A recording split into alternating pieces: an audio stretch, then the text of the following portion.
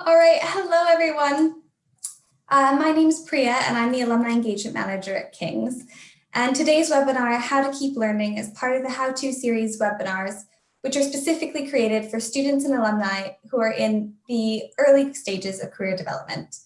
And they're also relevant for any alumni looking to make a career change.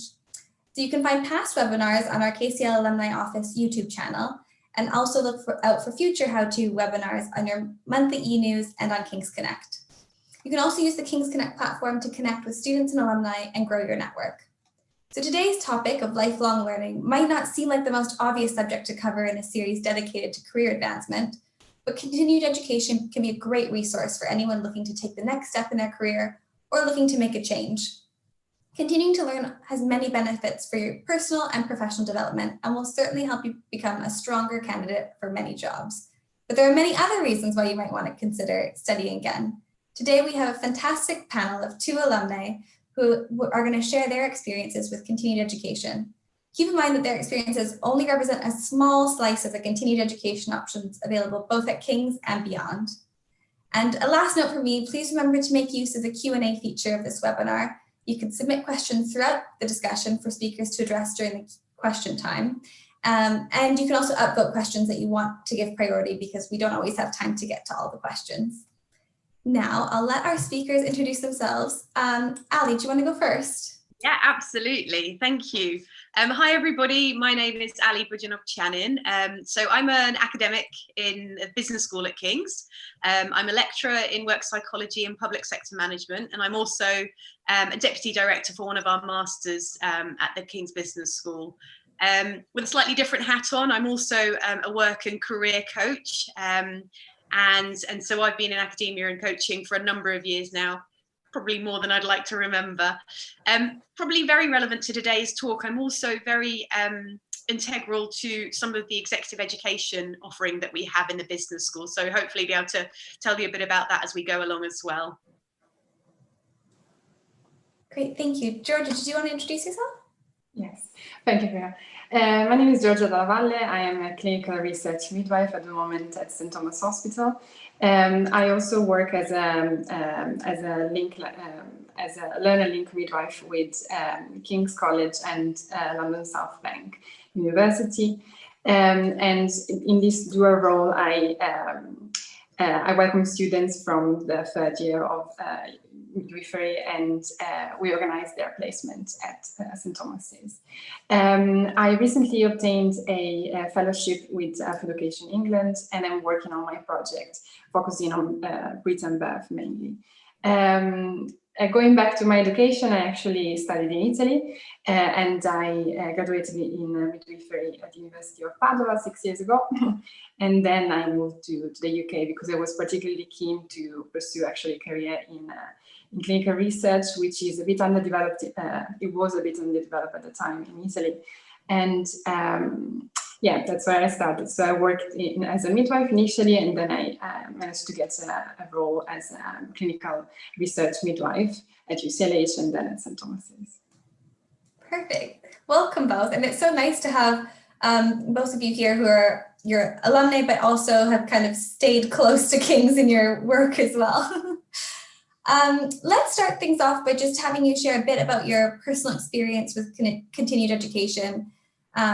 Could you just share what type of continued education you're involved with, how you're involved, and how it's benefited you personally? Ali, let's start with you again. Yeah, sure.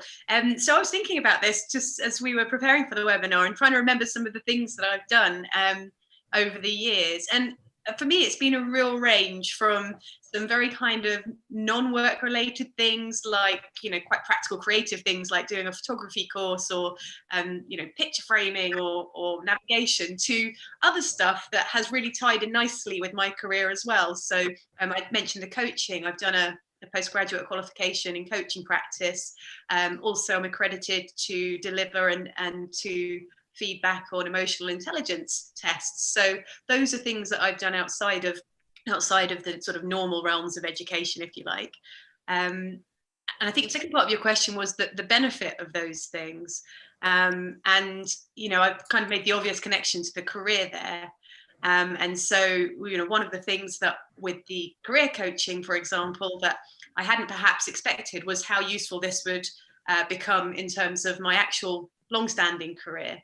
So I do it on the side, but I've also now managed to sort of integrate it with a lot of the work that I do within King's, part of the executive coaching. Same with the emotional intelligence testing. It's now become a really integral part of what I do in my day job. And that wasn't intentional, but that's more a sort of byproduct of seeing these connections between some of the continuing education you do and the things that you do in your day job. So that's been a kind of obvious benefit. The other kinds of continuing education, I just think, to a point that you made earlier, it's that kind of being a much more rounded person. It's the brilliant networks that it brings. I've met so many people, yes, professionally, but also, personally, who can just bring a lot to your understanding of the world, to the way that you approach things, and just can, broaden your scope for all the things you do. So as you can tell, I'm a huge advocate of lifelong learning. Yeah, absolutely. And it's so true. Obviously there's reason to take continued education specifically for, hitting career targets. But if you do find that you're just really interested in something, the people that you'll meet through that can sometimes have all kinds of wonderful benefits as well. Georgia, did you want to share your experience? Yes, so I come from a bit of a different background because being part of the NHS and working in healthcare means that you always have your mandatory training updates. So every year as a midwife, you just need to undertake your normal trainings, and becoming then a clinical research midwife, you have your specific ones like good clinical practice and a few more.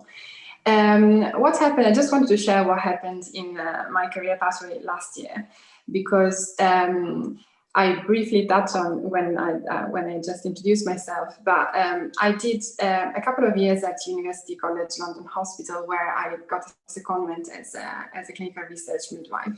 And that's where I started working in clinical research. So I was really focused on actually recruiting patients and all the delivery arm of research. And I started actually developing a particular interest for preterm birth, which is babies coming too early. And actually yesterday was the International Day of Prematurity, you might have heard of it. So I just developed this particular interest in that.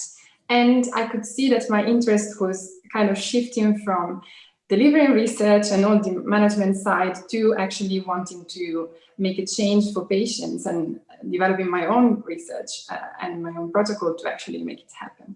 So that's why I decided to move to, and I managed to get a job at St. Thomas's, because that's where the biggest preterm birth clinic in the country is. And also I was really attracted by the fact that the Women's Health Research Department at St. Thomas's is connected to King's.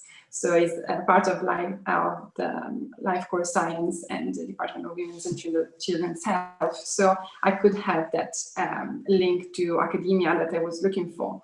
And as normally these things happened, I was just trying to look for that job, and then it happened, and then I was on a waiting list, and then I got the job. But I felt like I was in the right place at the right time for me. And then I started working in the preterm birth area, where I really wanted to. And the most important things for me in career in general, as Ali was saying, is the network, the people that you work with, and the ability to make connection and start talking about what you're really interested in, see if you can make it happen. In the middle of last year, I was actually looking for that change. So how can I start designing my study? And I was just scrolling through the KCH newsletter, and I found this course. It's a short course by King's College. It's called Designing Clinical Research. And it was a collaboration between King's Health Partner and University of California, San Francisco.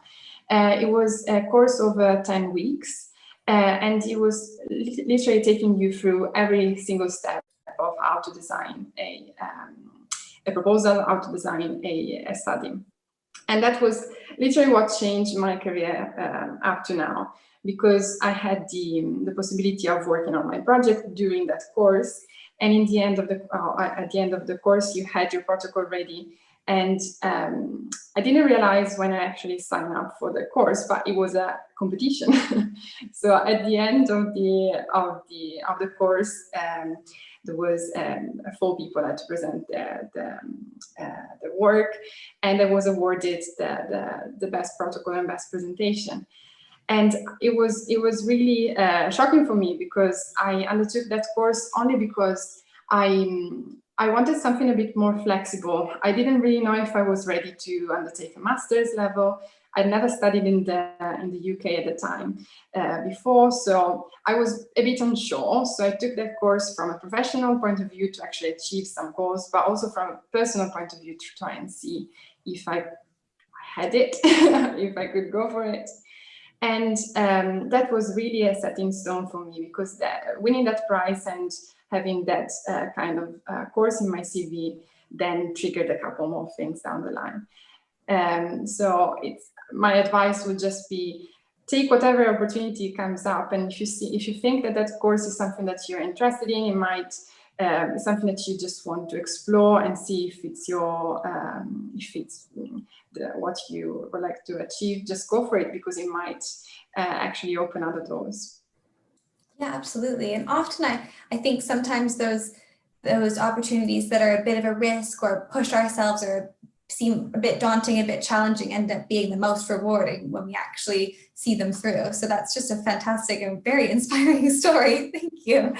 Kind of in line with that, I mean, one of the things that can be quite daunting in deciding whether or not to take on further education is that it's another thing to add on top of your other time commitments, and especially if you're further into your career, maybe you've got caring responsibilities. It's tricky to juggle that. I was just curious to hear from you both about what your advice is on how to prioritize all of the many demands that we have on our lives now.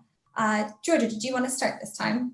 Yes, so I was really lucky with this course, and actually I chose it because it was after hours. So I was at a point in my career in which I really didn't want to lose my current work. I didn't want to drop my hours, and it was still like a sort of a test for me, just to try and see if I really liked it. So it was great that it was, I had 2 components. It was, one part was online. So you were following the lectures from the University of California 1 week in advance, just online. So I could do it at any point, commuting to work or on the way home. So it was quite easy to fit it. And then once a week we had a workshop. And again, I think King's was brilliant in organizing these sessions, because one was at Guy's campus, the other one was at KCH. And it was literally targeted to busy healthcare professionals. And it was just an evening, a couple of hours in the evening, in which we actually got to discuss our project together. So we had the theory in the online course and then the practice then. So it wasn't too difficult for me at that time in terms of hours, but in terms of time commitments outside hours, it was hard, because it's always difficult to make time out of your normal busy schedule. But I remember when I finished it, I realized that if you really want to make a difference for yourself, for your career, it takes a couple of weeks to adapt to the change. But then you really have a lot of time you could use if you want it. And I found really important the aspect of actually being open to your colleagues, your workplace, but also to what's around you in terms of like family, I don't know, boyfriends, friends, and life in general. To just say, I'm taking a bit of time to actually invest in myself, in my career. It's really important, and actually can have some benefits for the future, because, for example, I was aiming for an academic career, which you can also work from home a bit. So it was, yes, I'm investing a bit more time now, but maybe I'm going to have something in return.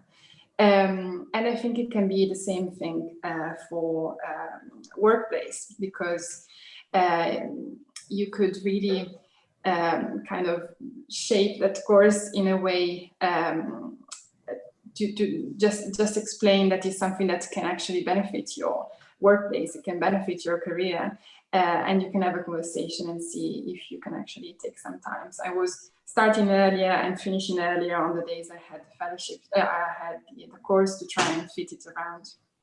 So it's not easy, but if you're really committed, you can make time. Yeah, and it's nice to hear that your workplace was on board with, being a bit flexible with that in order to make it possible for you. Ali, did you want to share? Yeah, sure. So absolutely agree with everything George has said. I think an interesting thing, or sort of more sort of something that I've noticed, if you're really enthusiastic about the thing that you are doing your continuing education in, that will give you the drive to make sure that you make the time for it. And that's another point, I suppose. One thing I'll say in my experience is the more able you are to make time and create boundaries around that, the more you'll probably get out of the continuing education rather than just trying to shoehorn it in somewhere and, rushing through it. So that's something that I've noticed in doing continuing education. When I was doing the coaching qualification, what I found was really useful is having a cohort of people with whom I was accountable to. And, that kept you kind of on track because you felt you had to always sort of try and, make sure you were getting things done and that sort of thing. I think kind of building on your point, Georgia, just getting buy-in from the people around you so that, they understand why you're being so antisocial at the moment. They understand that perhaps you're not going to be around for a few months because you just got to get things done. But to give you an example or an anecdote from one of the courses that we run on in the business school on leadership and people management, about 2 years ago, one of our participants came along, and it's 4 days, and then you work on something over the summer, and then you come back for a final day in October. She joined us 8 months pregnant for the 4 days. She joined us at the other end with her newborn baby. So I feel like where there's a will, often there's a way.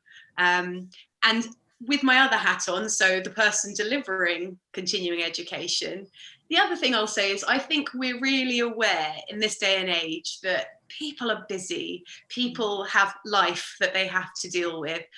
So I honestly believe that a lot of institutions are like us. They're flexible. They understand that the things go wrong, or that perhaps you can't meet a deadline, but it's what you're doing that's important. It's the process that you're going through, and they can flex around you. So I don't believe if it's not perfect that you shouldn't go for it anyway, because there's always, I think, a way to make it work. Yeah, absolutely. And I think that example of the student who joined 8 months pregnant just proves, I was going to ask about, is there a time in your life where you think it's easier or better to pursue continued education? But I guess maybe that shows that there isn't really, it's whatever works for you. Yeah, absolutely. And also, go on. No, go ahead. No, absolutely. I think, we could always make excuses about why, one time is better than the other, but you don't know what's around the corners. So I think, bite the bullet. If the passion's there, just go for it. Yeah, definitely. You both mentioned kind of getting the support from the people around you and explaining, it might be a bit off the radar for a little bit because I really want to focus on my career right now. Did you have any experience of more formalized support, either through King's or through the program that you were on, that helped with time management, or if there were kind of situations where you couldn't make it to something, dealing with that flexibly? Yeah, I mean, I know that within King's, there's plenty of stuff that's offered to students in that vein. So, there are opportunities to help you with that kind of thing. But certainly, again, it's kind of just building what I've said already. We really do take into account individual circumstances, as human beings. And I think the other thing that we're noticing a lot more is that institutions like ours also get that, one, everybody's busier. Two, people are wanting to do things slightly differently. And so you're seeing a lot more shift towards blended learning, more flexible options, bite-sized chunks, self-paced learning, which really starts to fit in around some of the requirements of individual people. So I do think we're shifting in a direction that allows more and more people to take part in lifelong learning. Yeah, absolutely. I agree. And also in the 2 courses I attended this year, it was the same as you said. So there was a flexibility in if you weren't ready for that lesson, because there was the workshop was actually quite, it would have been quite important to be up to speed and up to date, but it was never a problem if we could discuss more topics on the following week. And you could see that the final aim was actually helping you to build your own project, and they were more focused on seeing the final objectives rather than looking at the week by week. And also another thing is about these short courses. By definition, since they're really short, they can actually, you can shape it as you want, because it can be that you're just taking it as just to explore another opportunities, not like a proper long master's or a formal education. So for me, it was really, really helpful to do these shorter courses this year, because that's exactly what I needed. I just wanted to be stimulated, have my creativity stimulated in this course, have a little bit more knowledge on the other one. And that's exactly what I needed to actually explore a little bit more and understand where I was going. Just to build on that point, actually, one of the things that we've had feedback on, so with the executive education, people often appreciate having sort of a block of time. So, for example, again, with our short courses, which are sort of 4-day-long courses, if you know you can say to your work, actually, I'm going to be on annual leave for those 4 days and I can do this, you block it out, you do it, great. It's less of a hassle. So that's something we've definitely had useful feedback on around, you know, being able to take chunks of time to do something. Yeah, that makes so much sense. Just something that I was thinking about, I was just curious, and I'm not sure if this is something that has come up in either of your experiences, but I wondered if there are people that tend to be more likely to pursue continued education or more likely to ask for that time and flexibility from their employers than others. I think it depends on the kind of continuing education that you're doing, because we see a lot of people come through our doors, whether that's, you know, finance for non-financial managers or leadership and those sorts of things. So when it's linked to your role, I think there's, you know, a much bigger buy-in from employers to say, okay, we'll make that space for you because this is, you know, going to be good for us as well. So you do see some people who are, you know, in work and are able to make that happen.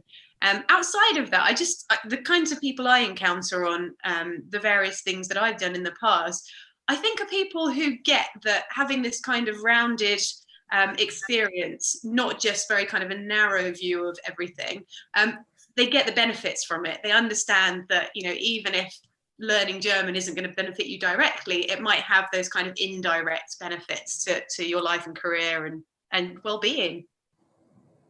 Yeah, definitely. Yeah, I was just curious to see if there are kind of personality traits or something that you'd notice. I think there must be like a sort of a personality trait of somebody who's a little bit more, you know, pushing themselves forward and then just try and keep doing. But we all go through phases of being really lazy and then being really active.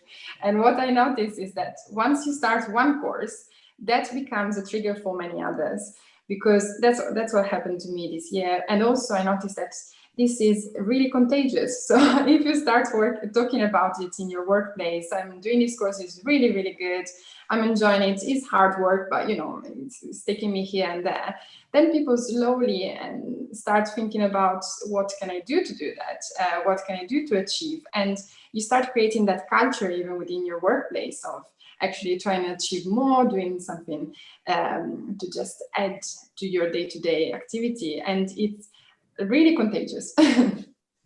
Yeah, completely. I was going to add to that. I also think it helps you see that there are ways of doing it, because often you think, oh, I can't do a master's because it would be too much, or I can't do this course because I won't have the time. And you see the way that somebody else has made it work can often trigger a thought process around, maybe I could make this work actually. So you're absolutely right. Yeah, and that's so interesting that you say it's kind of contagious, or that even for the person, if you take one course, it leads to, well, now I want to explore all these other things, which leads really well into my final question just before we go into the Q&A, which is there's so many options out there in terms of education outside of a formal degree program. And as you've both mentioned, it can be so much more flexible. I was just wondering if you could both speak to some of, and you said this both in your intro a bit, but if you could speak to the breadth of continued education that you've experienced or you're interested in experiencing next. you want to go first, or? I can go first, yeah. Oh, sorry. So just after that course I mentioned, I decided to apply for the pre-doctoral fellowship. So with that, there were a few more courses I had to look up, because you need to, in your proposal, you need to actually write all your program of training. So that really made me look at the variety of things that are offered at King's and within my workplace. And I undertook another course in qualitative methods and qualitative research for global health, which started like just a couple of months after. And Ali, it's exactly as you said. I did it over a week. It was just a 5 days course, and it was great to see the difference between the one going on for 3 months, 1 day a week, and the quicker 5 days. And it was a bit easier to justify to work because you can take some days off for education. So I managed to do both, even if it was in the same, more or less the same time period. So that part of qualitative research was something that I needed to develop for my PhD proposal. So it was at the right time. But then day to day, there is so much happening at the moment in the world of healthcare because of what's happening around us, but also because it's the year of the nurse and midwife. So there are so many opportunities around us about, for example, I undertook some courses on writing for publication, on implementation science, and I started also being really interested in the trial management side of things. So I was looking for courses online, and I also managed to do a sort of passport for people management through work.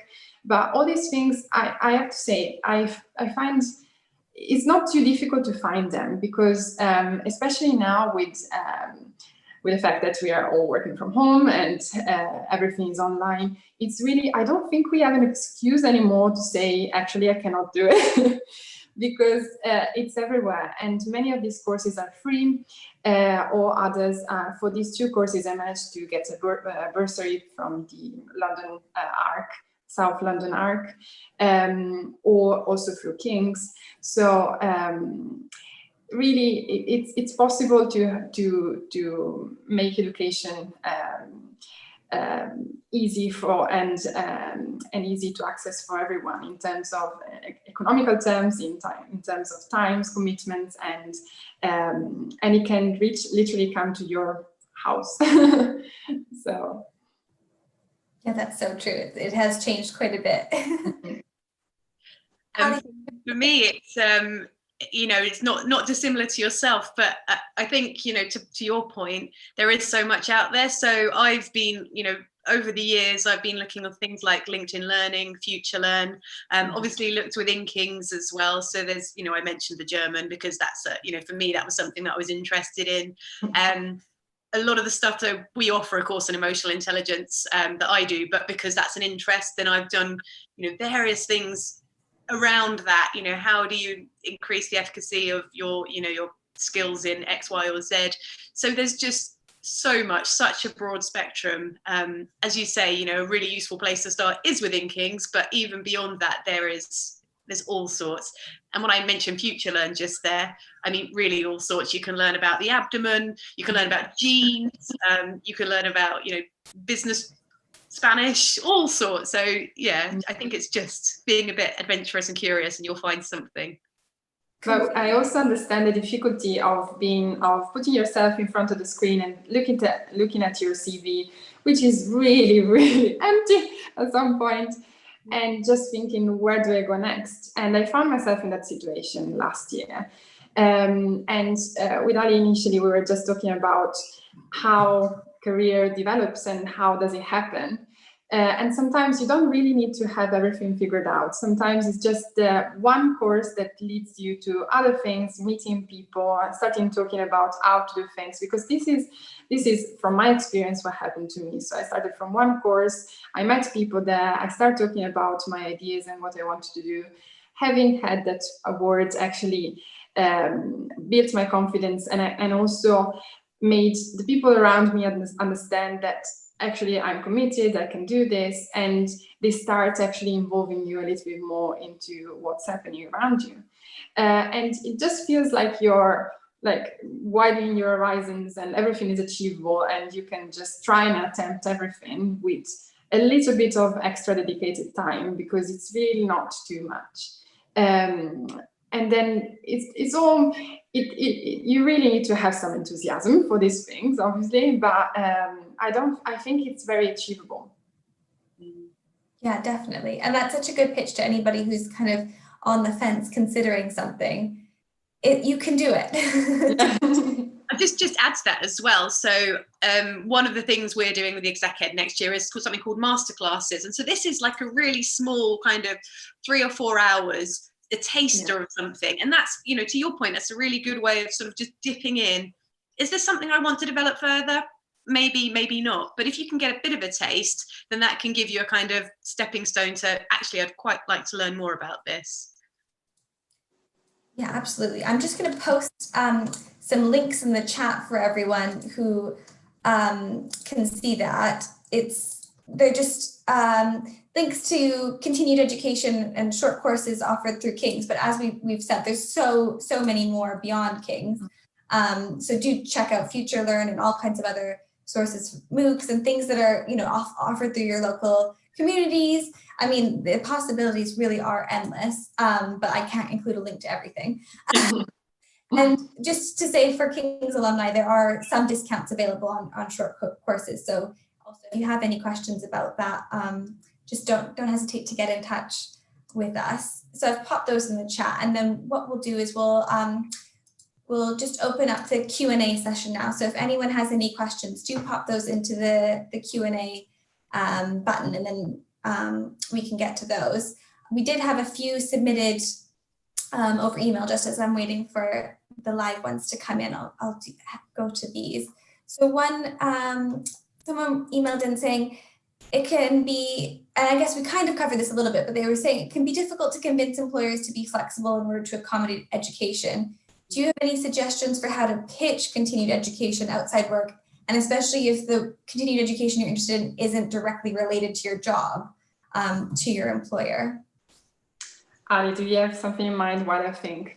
Yeah, of course. I was going to say, you know, really as tenuous as you can make it, try and make it relevant to what you're doing if you're asking for concessions from your employer. If you're not, I think it's about, again, just trying to seek flexibility. So if I do this course, which is going to take me on a Wednesday afternoon off early, how can I make up, you know, the time at another point? Because if it's something you think it's really worth doing, then I always think there is a way around, you know, these things. The other thing to bear in mind as well is that, as I said before, a lot of institutions appreciate that, you know, that people don't and can't just leave their work during the week. So, you know, places like Birkbeck, for example, they get that all of their education is in the evenings to cater for a particular demographic. So again, another great resource is the Birkbeck courses. Yeah, definitely. George, do you have anything to add? I was just thinking, at some point, I don't remember exactly when, I decided to undertake a masterclass in perinatal, what was it? In nutrition. And I remember going back to my employer at the time and saying, I'm really interested, and actually it's perinatal, so it fits with the fact that I'm a midwife, and the answer was simply no, because it's not actually directly relevant to research at the time. So, I mean, my way around it was I took a day off, which probably is not always the right thing to do. But if it's just one day and you know it's something that will just make you happy and you might just want to add to your, you know, have a different day, that can be a way. But otherwise, I'm just thinking it's really important to just be open and just speak up and just say why is it important for you, and somehow try and fit it into their objectives and see how is this actually going to connect to them. Or another thing I did in the past was saying that I was going for this course that actually was relevant, but then preparing like a feedback, having like a short meeting at lunchtime to actually disseminate what I learned to with the rest of the colleagues, and or try and see how it could be relevant for our workplace. So this can be another way of like showing that you're committed to the new education, but also to your current workplace. Yeah, that's such a good suggestion. I think the more you can put yourself in the shoes of your employer and see the ways that you can kind of sell it to them as it's going to benefit you or your other colleagues, then that's definitely the way to approach it. Another question that we got was about if you're considering turning to continued education to explain a gap in your CV or to make you more appealing to employers during maybe an unplanned career break. I know that that's the situation that a lot of people are finding themselves in right now. What advice would you give about the types of courses that are most likely to result in you being hired or getting a salary boost afterwards? I guess that really depends on the field that you're in. Yeah, that's a good point, though. It's about thinking, where do I want to go after this point? And how do I do something that will help me pivot towards that? But to the point about the career break, whether it's a deliberate one or one that's been thrust upon you, I think it's such a great idea to try and use that time with continuing education. One, just because it keeps your morale up and keeps momentum in your career, but it's also such a great bridge. It's for making that transition back into work again. One of the things that I always hear is how difficult it is for some people to come back from a career break into work. You feel isolated from it. You feel like you've been out of the workplace for too long, that things don't feel natural again. So it's such a great stepping stone towards that. Yes, I agree. And I just reflected on gap years, because it's something that is not really in culturally in the Italian society. Just to give you an idea, and I had a long conversation about this with my friends and colleagues. But as it has a value, and I think it can also be really easily justified in throughout your career, in your CV, because sometimes I would appreciate more a person that actually spends 1 year, 6 months, just trying to explore things about himself, trying to understand himself better, and actually starting with a new career pathway when this person is ready. Because I'm used to a different culture in which you literally need to be starting working as soon as you finish graduating, and you should already have your idea ready from when you started work and when you started studying. So, and I find it quite oppressive and a bit difficult to actually live in this type of society. So I think it's much better also to have like a bit of time to realize what you want to do through continuous education. Yeah.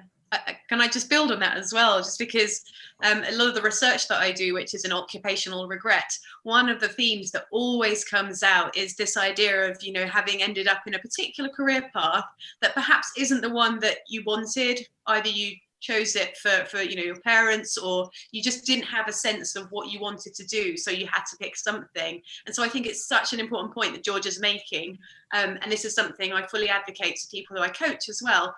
Don't over plan, do a bit more of the doing. So pushing at doors. So try this course.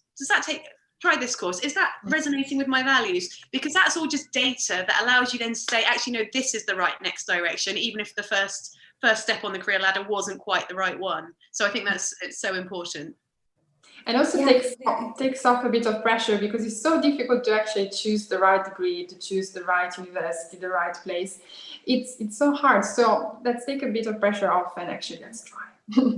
Yeah. Oh, yeah. And I think one of the things that I've noticed from speaking to students and graduates in this role is that a lot of people end up doing things because they're good at them, or because that naturally progressed from something else, but it doesn't necessarily mean that you like something. You don't like everything that you're good at necessarily, and vice versa. So taking the time to explore, and you might discover all kinds of new things that you absolutely love. Yeah. And then another question that we've got is, and Ali, this one might be more suited to you. It's about how do you know when you've reached the stage in your career when executive education would be appropriate? Is it just for kind of CEOs, or are there other criteria to consider? Definitely not. And I think, one of the great things about executive education, although it's got the word executive in it, so it sounds a bit, oh, this is big and scary, it's not at all. So I'm using our own examples because they're the ones that I have access to, but we have courses for people who are early career, people who are mid-career, people who are quite senior and more strategic parts of their career. So I think, the answer is, because you can look at these courses and it will usually tell you this is for a person who's, been in a leadership position for 3 or 4 years. There's usually something out there for everybody. So I don't think it's something that you have to wait until a particular time, because career development and self-development is something that you should be doing all the way through your life. So definitely something out there for everyone. Fantastic, thank you. It doesn't look like we've had any questions submitted. So if any of the viewers want to submit a question, please feel free. Also, if you're just mulling it over, absorbing everything that we've said, that's absolutely fine. You can always email us at forever@kcl.ac.uk, and that's right through to my office, the alumni office. We can answer the question or direct you to somebody who can. I guess I'll just share my screen. We've got another little, sorry, I'm not good at talking and doing it at the same time. There might be a course for that. Yes, I've adapted well, I think, to Zoom, but then I find I'm speaking and trying to share something at the same time, and then I really fall flat. But I'm just going to share this screen. Hopefully that's sharing now. That just shows the link to our short courses at King's, just so that you have that. But as I said, I've posted the other ones into the chat as well. And of course, just email forever@kcl.ac.uk if you have any specific questions about anything that was covered today. I think if we don't have any questions, I might just close things off by saying also our panelists have very kindly agreed to be contacted either through King's Connect or through LinkedIn if you have any specific questions about what they covered or their impressive careers. And I'd like to close this webinar with just a huge thank you to our panelists who kindly gave their time today to share their wisdom and experience with us. And I hope that you've all found this webinar very helpful. If you are interested in learning more, as I've said, there's lots of courses available through King's, with some of which come with an alumni discount, but there's loads available outside of that. So don't hesitate, do your research. If you have any questions, share on the feed on King's Connect. I'm sure there'll be other alumni who have either done them before or also interested in it. It'll be a nice way to network in that way. Do check out the many other webinars on offer to you this month by visiting the alumni events listing page, which I've also linked in the chat. And like I said, if you have any questions about what was shared today, do get in touch with the alumni office by emailing us at forever@kcl.ac.uk or through our social media channels at KCL Alumni. And if you would like to share this webinar with your networks, don't forget to use #ForeverKings. So once again, a huge thank you to our panelists for joining us today, and thank you for listening.